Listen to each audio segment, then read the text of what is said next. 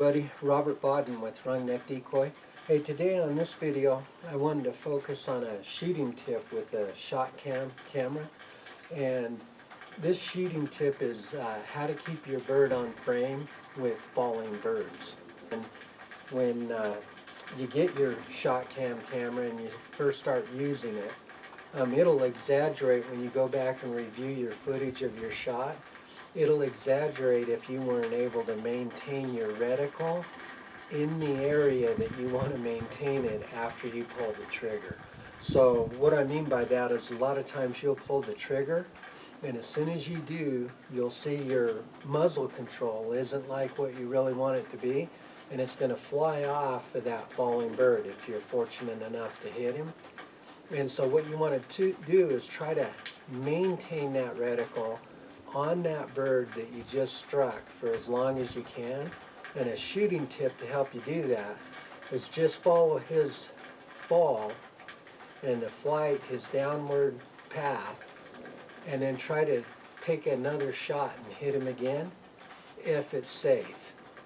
And if you can do that, what you're going to do is you're going to maintain that falling bird in the frame of your footage for a much longer period. And when you get home and you review it, it's going to be a prettier shot. So that's what I recommend, is just trying to get to a point where temptation is to go off of that bird, shoot another bird.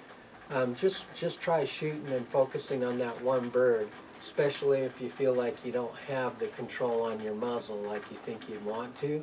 And it'll help train you to stay on that bird and to continue with your follow-through. Enjoy the videos of some of the birds coming down that get shot twice.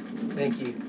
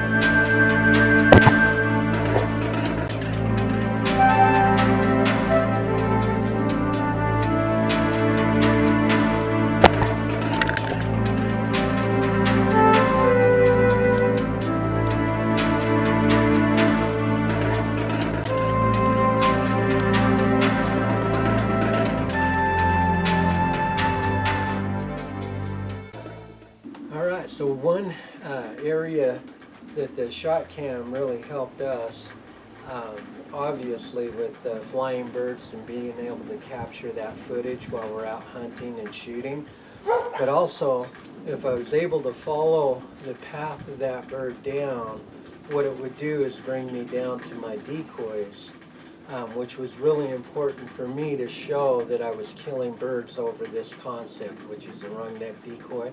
So this particular one's the one that we put in the Utah State Fair, and it took a first place ribbon in the category for working models, professional.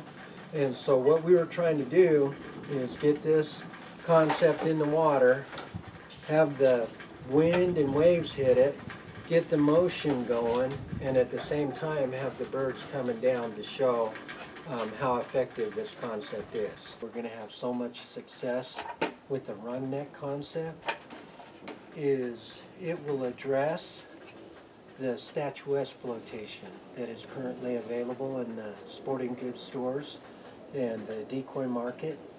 So when you look at this decoy, one of the major problems is a lot of the companies have tried to add motion to this base, which I think is a mistake. So they put a motor in this concept, and it's basically taking the art of Michelangelo in his statue of David and sticking a motor up the keister and asking it to do a ballet. You're basically asking this to do the same thing.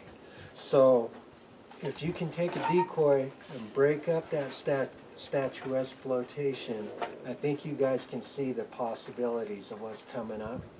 So thank you for watching. Appreciate you.